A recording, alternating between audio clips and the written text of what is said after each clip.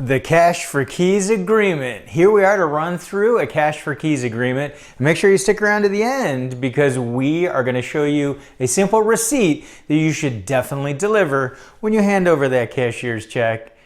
Hey there, Christian Walsh, Waiver Associates. We're real estate brokers based in Southern California, helping tenants and landlords and buyers and sellers navigate these crazy days in California and beyond.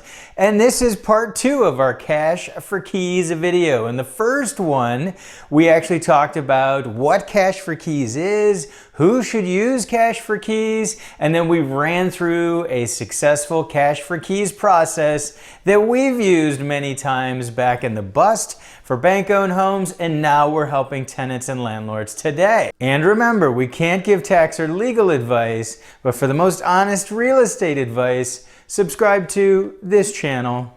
So if you're excited and you're ready to dive into a Cash for Keys agreement, hit that like button and let's get started. And here we go, the Cash for Keys agreement. So this is a form from the California Association of Realtors. And as you can see here at the top, this form has actually not been updated for a long time. So it hasn't been updated since April of 2009. The purchase agreement, a lot of the forms we use are updated much more frequently.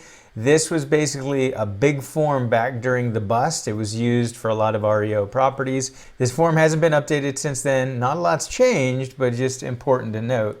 So let's dive in. So it starts right off. In order to avoid expensive legal action to ease the burden of relocation, the owner's prepared to offer a payment of blank. So that would be, we're already past the negotiations. We've already figured out the dollar amount and we've figured out when the tenant will be out. So that's going to be filled in. So the dollar amount goes there. You pick a specific date. Don't say 30 days, 60 days. Come to a specific date. While you're negotiating, you use 2 weeks, 30 days, but come to a specific date and put that date on the form and it goes right there. And it says only one payment will be made no matter how many occupants. And that's an important point. You're coming with one cashier's check. And we're going to talk about how to deal with multiple residents further on into this form. So number 2 does not really apply very often these days. We don't have many properties going all the way to foreclosure because of the foreclosure moratorium. So you can skip number 2. It's on the form, but it doesn't matter if you're doing a negotiation for cash for keys for a non-foreclosed unit. Doesn't matter. Just ignore section 2. And it's not a bunch of crazy stuff. It's keep the property in good condition. Move out date, it needs to be broom swept. You have to leave the fixtures. Can't rip the copper plumbing out of the walls. You have to take care of that. And this is inside the property, in the garage, and all around the property. So broom swept, clean condition. You're also going to get all the keys to mailboxes, common areas, garage door openers. C references allowing the landlord or an agent to show the property to prospective buyers. Now, of course, you are able to give legal notice for that without having to have them sign this cash for keys agreement. A landlord in California can give 24-hour written notice and is allowed to show to prospective buyers.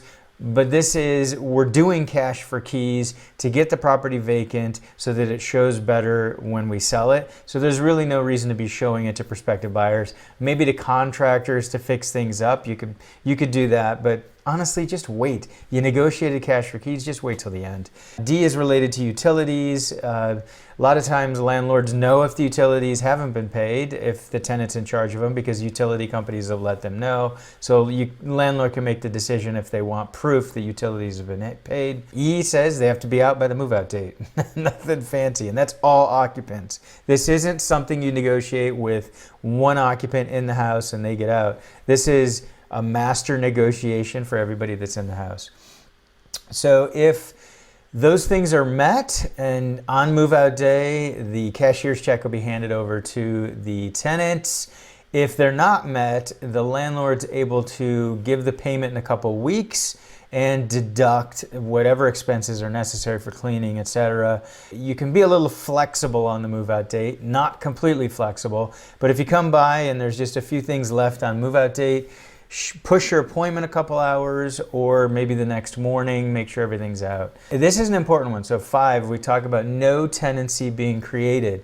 So this is not a lease or a rental agreement, this form, even though it's paying a tenant money and it's allowing them to stay a certain amount of time in the property, this isn't a lease. And that's important, particularly for people like squatters or people who shouldn't be there in the first place. We don't want to create a tenancy, which would lead to bigger problems. So this form addresses that, and it's important to understand that whether they should have been there or not, this is what we're doing to get them out, and we're not giving them a lease or a tenancy. Number 6 is about the waiver of notice.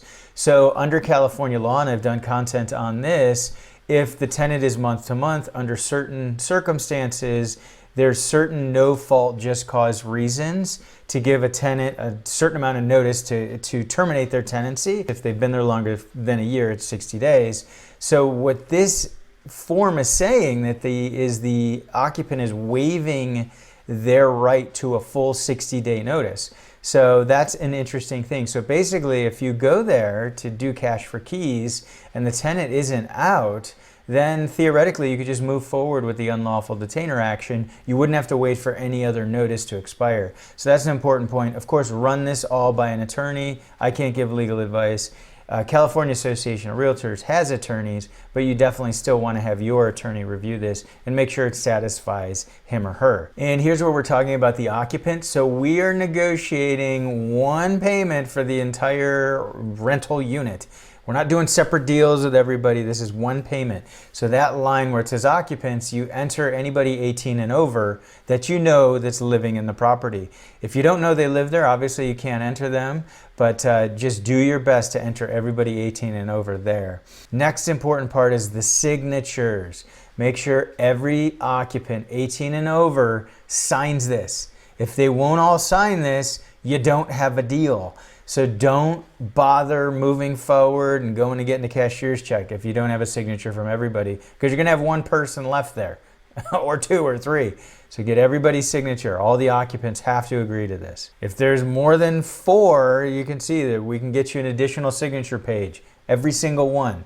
So there's cases where there's a master tenant or one main tenant and 5 people in bedrooms. I mean, get everybody's signature.